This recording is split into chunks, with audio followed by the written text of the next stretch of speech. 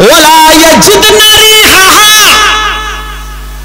जन्नत में जाना तो बहुत दूर की बात, ये जन्नत की महक और जन्नत की खुशबू भी नहीं पाएंगी, इनको जन्नत की खुशबू भी नहीं मिलेगी। जबकि जन्नत की खुशबू 40 साल की मसाफत तक आ रही होगी। यानी जन्नत के दरवाजे से एक घोड़ा खड़ा करिए और उस घोड़े पर दौड़िए और 40 साल तक घोड़े को दौड़ाइए। 40 साल, समझ रहे हैं? 40 साल। मौलाना जर्जिस की पूरी जिंदगी से अब तक 40 साल, इतना लंबा जमाना गुजारिए और नॉन स्टॉप, कहीं रोकिए नहीं घोड़े को, और वो भी जन्नत का घोड़ा, यहां का नहीं। रास्ते में कई जगह चारा खाए और कई जगह लीद भी करता रहे और बीमार हो जाए। उस घोड़े पर सफर किया जाए तो 40 साल तक नॉन स्टॉप दौड़ता रहे। 40 साल के बाद वो घोड़ा जहां रुकेगा जन्नत की खुशबू वहां तक आ रही होगी, जन्नत की खुशबू वहां तक आ रही होगी। और अल्लाह के रसूल कहते हैं ये औरतें जन्नत की खुशबू भी नहीं पाएंगी। इसका मतलब इनके और जन्नत के दरमियान इतनी दूरी पैदा कर दी जाएगी कि ये 40 साल तक भी उस घोड़े पर बैठ के सफर करें तो वो जन्नत में नहीं पहुंच पाए। इतनी दूर कर दी जाएंगी कि जन्नत की खुशबू भी नहीं पा सकती।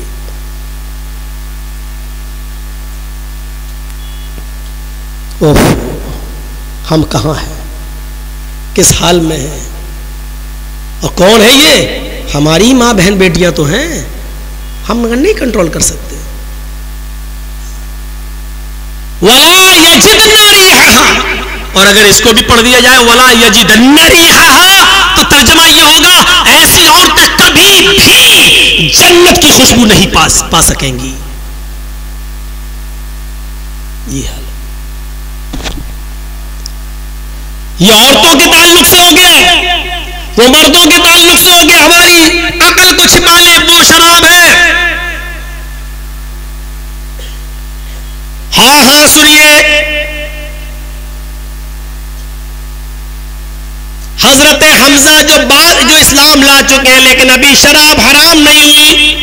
एक गाना गाने वाली गाना गा रही है, बुखारी शरीफ की हदीस के अल्फाज है, एक गाना गाने वाली गाना गा रही है और हजरत हमजा शराब के नशे में धुत है और गाना गाने वाली के गाना सुन रहे हैं। भीड़ लगी हुई है। गाना गाने वाली को मुगन्निया कहा जाता है, मुगन्निया, गाना गाने वाली। वो गाना गाने वाली गाना गा रही है, डांस कर रही है, नाच रही है, भीड़ लगी है। नबी अकरम के चचा हजरत हमजा इस्लाम तो ला चुके हैं, लेकिन शराब के नशे में है, और शराब उस जमाने की है, पी ली है जब हराम नहीं हुई थी। हराम होने के बाद तो फिर तो नहीं पिया कोई। शराब के बर्तन तोड़ दिए, मटके तोड़ दिए, फेंक दी लोगों ने, फिर हाथ नहीं लगाया। हमसे बीड़ी सिगरेट नहीं छूट रही है, उन्होंने शराब के मटके और ड्रम बहा दिए। मेरे भाइयों, जैसे ही हजरत हमजा ने शराब पी, नशे में आ गए, मुगन्निया का गाना सुना, उसका डांस देखा, वो आ गई और डांस करते करते, नाचते नाचते, गाना गाते गाते वो हजरत हमजा के बिल्कुल करीब आ गई। यही होता है शराब के नशे में। बियर बार वगैरह जो बंबई में खुले हैं, दिल्ली में खुले हैं, जाकर देखो। वो आ गई और आते ही उसने हजरत हमजा को चढ़ा दिया। शराब के नशे में आदमी बहुत जल्दी चढ़ जाता है, थोड़ी तारीफ कर दो। चढ़ा दिया। अला या हमजा लिशर्फिन नवाई, अय हमजा तू तो मोटी ऊँटनियों के लिए पैदा हुआ है। अय हमजा तेरे क्या कहने, तू तो मोटी ऊँटनियों का मालिक है। खुश हो गए शराब के नशे में, समझ गए ऊँटनी मांग रही है, उसका गोश्त तो चाहती है ये। उठाया खंजर और बगल में ही हजरत अली रज़ी अल्लाह ताला अन्हु की ऊँटनी, घास चर रही थी। हजरत हमजा आगे बढ़े और उन्होंने वो खंजर उसके पेट में दाखिल कर दिया, उस ऊंटनी का कलेजा निकाल लिया और पूरा का पूरा कलेजा निकाल के लाए और उस मुगन्निया को दे दिया। ले, वो खुश हो गई, जो चाह रही थी वही हुआ। हजरत अली को जब पता चला कि हमजा ने मेरी ऊंटनी का सीना चाक कर दिया, पेट चाक कर दिया, कलेजा फाड़ दिया, वो करीब आए तो हजरत हमजा से कहने लगे, आपने मेरी ऊंटनी को, उनको भी उल्टा सीधा बोलने लगे। हजरत अली अल्लाह के नबी के पास आए, अल्लाह के नबी इधर आइए और मेरे साथ इंसाफ कीजिए। हजरत हमजा ने मेरी ऊंटनी का पेट चाक करके कलेजा फाड़ दिया। अल्लाह के नबी सल्लल्लाहु अलैहि वसल्लम करीब आए, आपको पता नहीं कि हमजा ने शराब पी रखी है। आप उनके करीब पहुंचे, आए चचा जान, यह आपने हजरत अली रज़ी अल्लाह ताला अन्हु की ऊंटनी का पेट चाक कर दिया, ये कहते जा रहे हैं और करीब होते जा रहे हैं। हजरत हमजा अभी भी शराब के नशे में थे, कहने लगे तो क्या हो गया, जा, कहा कैसे बात कर रहे हो, अरे जाओ तुम सब मेरे बाप के गुलाम हो। बुखारी शरीफ की हदीस के अल्फाज है, हजरत हमजा ने कहा तुम सब मेरे बाप के गुलाम हो। किसको? अल्लाह के नबी सल्लल्लाहु अलैहि वसल्लम को।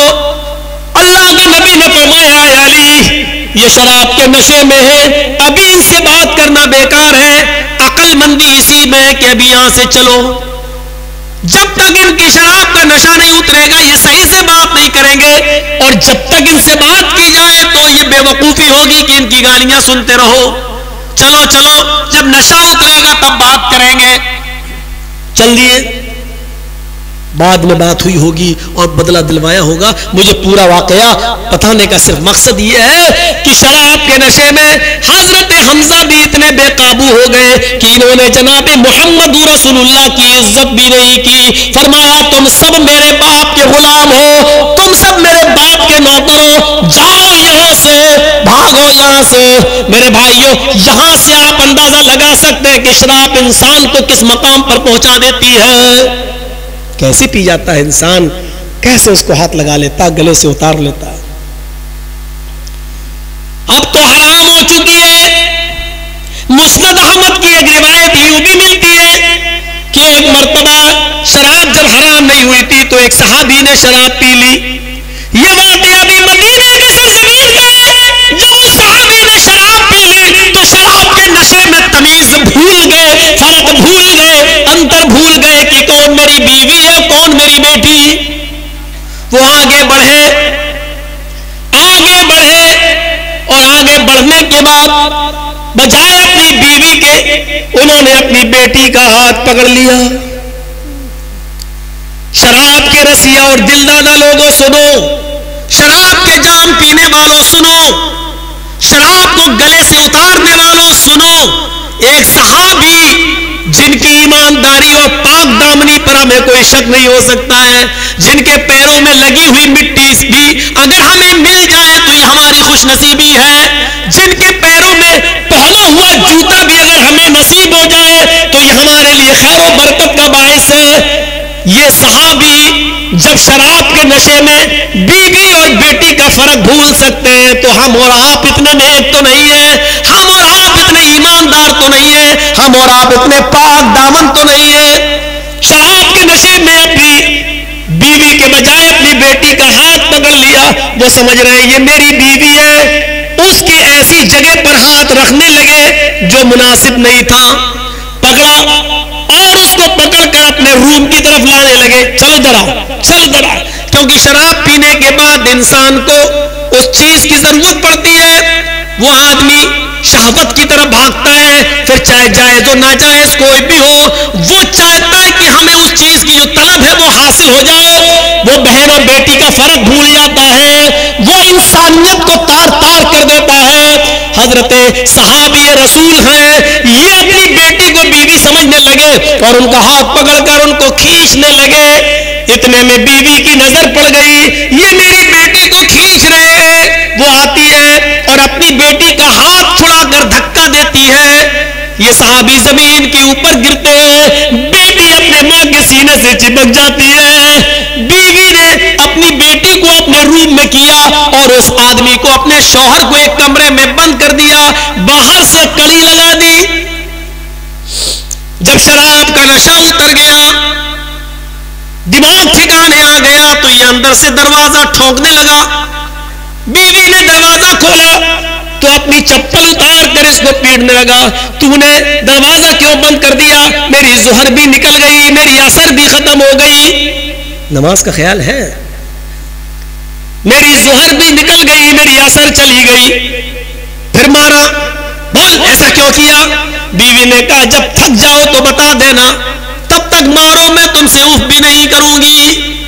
उसने चप्पल फेंक दी और कहा बीवी मुझे अफसोस इस बात का कि तुमने मुझे बंद कर दिया, मेरी ज़ोहर और असर की नमाज छूट गई। बीवी कहती है तुम्हें मालूम है कि आज तुमने क्या हरकत की है? तुम्हें मालूम है कि आज तुमने क्या हरकत की है? कहा नहीं। क्या हुआ? कहा आज तुमने शराब पी ली थी। कहा वो तो मैं रोजाना पीता हूं, आज पी ली तो क्या हुआ? नहीं मेरे शौहर, आज तुमने कुछ ज्यादा ही पी ली थी। अरे कभी कम कभी ज्यादा, ये तो होता रहता है। हुआ क्या? नहीं। आए मेरे सरताज, आए मेरे हस्बैंड, आए मेरे शौहर, आज तुमने कुछ इतनी ज्यादा पी रखी थी कि बीवी में और बेटी में, वाइफ में और डॉटर में फर्क ना कर सके, बीवी और बेटी में अंतर नहीं कर सके। आज तुमने मेरी जगह पर तुमने मेरी बेटी का, अपनी लाडली का, अपनी प्यारी बच्ची का हाथ पकड़ लिया, उसको खींचने लगे, उसको मेरे दर्जे पर रखकर बीवी समझकर उसको अपने कमरे में लाने लगे। अरे मेरे प्यारे शौहर, अगर मैं वक्त पर नहीं पहुंचती तो आप मेरी बेटी की, अपनी बेटी की इज्जत को तार तार कर देते। आप अपनी शहावत की आग बुझाने के लिए अपनी बेटी की इज्जत व आबरू से खेल जाते। सहाबिया